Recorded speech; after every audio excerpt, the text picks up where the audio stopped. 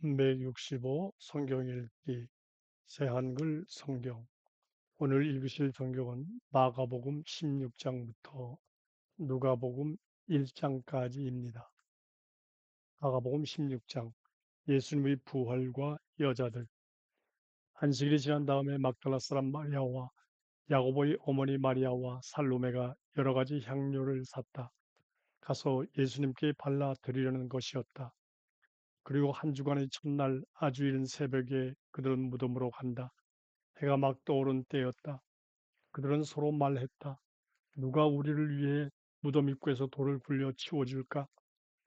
그런데 쳐다보니 돌이 굴러 치워져 있는 것이 눈에 띄었다. 돌이 엄청나게 컸기 때문이다. 그들이 무덤 안으로 들어가서 보니 한 젊은이가 오른쪽에 앉아 있었는데 흰 예복을 둘러입고 있었다. 그래서 그들은 깜짝 놀랐다. 그러자 그 젊은이가 그들에게 말한다. 너무 놀라지 마세요. 예수님을 찾고 있군요. 나사렛 사람 곧 십자가에 못 박혀 매달리신 분을요. 그분은 일으킴 받아 살아나셨어요. 여기 계시지 않아요. 보세요. 그분을 모셨던 자리입니다. 가서 그분의 제자들에게 이렇게 말해 주세요. 베드로에게도요. 예수님이 그대들보다 앞서 갈릴레아로 가고 계십니다. 거기서 그대들은 그분을 뵙게 될 겁니다. 그분이 그대들에게 말씀하셨던 대로입니다. 여자들이 뛰쳐나와서 무덤에서 달아났다. 무서워 떨었고 정신을 차리지 못했기 때문이다. 그래서 그들은 아무에게 아무 말도 하지 않았다. 두려워하고 있었기 때문이다. 예수님이 막달라 사람 마리아에게 나타나시다. 한 주의 첫째 날 새벽에 예수님이 살아 일어나신 뒤에 맨 처음으로 막달라 사람 마리아에게 나타나셨다. 마리아는 예수님이 귀신 일곱을 쫓아내 주신 적이 있는 여자였다. 바로 그 여자가 가서 예수님과 함께 있던 사람들에게 이 소식을 알려주었다. 그들은 슬픔에 잠겨 울고 있던 중이었다. 바로 그들은 예수님이 살아 계시다는 것과 마리아에게 목격되었다는 말을 들었으나 믿지 않았다. 예수님이 두 제자에게 나타나시다. 그러고 나서 그들 가운데 있던 두 명이 걸어서 시골로 가고 있었다. 예수님이 다른 모습으로 그 둘에게 나타나셨다. 이들은 길을 돌이켜 남아있는 사람들에게 가서 알렸다. 하지만 그들도 이들의 말을 믿지 않았다. 마지막 부탁을 하시다. 그런데 나중에 11명이 길에 앉아 먹고 있을 때 예수님이 그들에게도 나타나셨다. 예수님은 그들이 믿지 못하고 마음이 굳어 있는 것을 나무라셨다. 예수님이 일으킴받아 살아나신 것을 목격한 사람들의 말을 믿지 않았기 때문이다. 예수님이 그들에게 말씀하셨다. 온 세상 어디든지 가서 모든 창조물에게 복음을 선포하여라. 믿고 세례받는 사람은 구원받고 믿지 않는 사람은 죄 있다고 판결받을 것이다. 믿는 사람들에게는 이런 징표가 따라붙을 것이다.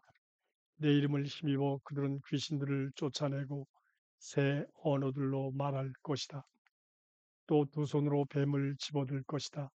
또 목숨을 앗아갈 독을 마셔도 아무 탈 없을 것이다. 건강이 좋지 않은 사람에게 두 손을 얹으면 건강해질 것이다. 예수님이 들려 하늘로 올리시다. 이렇게 주 예수님이 그들에게 말씀하시고 나서 하늘로 들려 올라가셨다. 그리고 하나님 오른쪽에 앉으셨다. 제자들로 말하자면 그들은 나가서 어디서나 복음을 선포했다. 주님이 함께 일하셨고 뒤따르는 징표들로 그 말씀을 굳게 뒷받침해 주셨다. 누가복음 1장 테오필로스에게 써 보내다. 우리 가운데서 이루어 놓으신 일들에 대한 이야기를 엮어내려고 많은 사람들이 손을 댔습니다. 처음부터 직접 본 사람들과 말씀의 시중꾼 된 사람들이 우리에게 전해준 꼭 그대로 말입니다. 그런데 나도 시작 전부터 모든 것을 꼼꼼히 따라가 보았으므로 존귀하신 테오필로스님, 어르신을 위해 차근차근 써보내기로 마음먹었습니다. 어르신께서 들어서 배운 말씀들이 확실한 것임을 제대로 알게 해 드리려는 것입니다. 세례자 요한이 태어나리라는 것을 알려주시다. 헤롯이 유대아의 임금이던 시절에 어떤 제사장이 있었다. 이름은 스가랴이고 아비야 모둠에 딸린 사람이다. 그에게 아내가 있었는데 아론의 여자 후손으로 이름은 엘리자베스였다. 둘 다 하나님 앞에서 의인이었다. 살아가면서 주님이 주신 계명과 규정을 모두 지켜서 나무랄 데가 없었다. 그런데 그들에게는 자식이 없었다. 엘리자베스가 아이를 갖지 못했기 때문이다. 또한 둘 다 나이가 많이 들었다. 한 번은 이런 일이 있었다. 아비야 모둠의 순서가 되어서 그가 하나님 앞에서 제사장 일을 맡아보고 있었다. 제사장들 사이에서 늘 해오던 대로 제비뽑기를 했는데 스가랴가 주님의 성전에 들어가서 향을 살라바치게 되었다. 그가 향을 바치는 시간에 백성이 모두 무리를 지어 바깥에서 기도하고 있었다. 그런데 주님의 천사가 그에게 나타나서 향 피우는 제단 오른쪽에 서 있었다. 스가랴가 보고서 겁에 질렸고 두려움이 그를 덮쳤다. 천사가 스가랴한테 말했다. 스가랴 두려워하지 마세요. 그대의 매달리는 기도를 귀담아 들어 주셨으니까요. 그대의 아내 엘리자베스가 아들을 낳을 겁니다. 그러면 그 이름을 요한이라고 하세요. 그 아들이 그대에게 기쁨과 큰 즐거움이 될 겁니다. 그가 태어나면 많은 사람이 기뻐할 겁니다. 그가 주님 앞에서 훌륭하게 될 테니까요. 포도주와 맥주를 절대로 마시지 않을 겁니다. 이미 엄마 뱃속에서부터 성령으로 가득 찰 겁니다. 많은 이스라엘 사람들을 그들의 주 하나님께로 돌아오게 할 겁니다. 또 그는 엘리야의 영과 능력으로 주님보다 앞서와서 부모의 마음을 자식에게로 돌아오게 할 겁니다. 말씀을 듣지 않는 사람들을 의인들의 지혜로 돌아오게 할 겁니다. 주님을 위해 갖춰진 백성을 준비해 둘 겁니다. 스가랴가 천사한테 말했다. 그걸 무엇으로 알겠습니까? 제 자신은 늙었고 아내도 나이가 많이 들었습니다. 천사가 그에게 대답했다. 나는 가브리엘입니다. 하나님을 섬기고 있어요. 그대한테 말해주라고 나를 보내셨어요. 이 좋은 소식을 그대에게 알려주라고요. 자, 그대는 이런 일이 일어나는 날까지 아무 소리를 내지 못하고 말도 하지 못할 것입니다. 내 말을 믿지 않았기 때문이지요. 그때가 되면 이루어질 내 말을요. 그러는 사이에 백성은 스가랴를 기다리고 있었다. 그가 성전에서 시간을 오래 끄는 것을 이상하게 여기고 있었다. 마침내 스가랴가 나왔지만 백성에게 말은 할 수 없었다. 그들은 스가랴가 성전에서 환상을 보았다는 것을 알아차렸다. 스가랴는 백성에게 몸짓만 하고 계속 말을 못하는 채로 지냈다. 그는 제사장으로 섬기는 날수를 다 채우고 떠나 자기 집으로 갔다. 이런 날들이 지난 뒤에 그의 아내 엘리자베스가 아이를 가져 5개월 동안 나다니지 않았다. 그리고 이렇게 말했다. 주님이 살펴봐 주신 날에 나에게 이렇게 해주셔서 사람들이 흉볼거리를 내게서 없어 주셨다.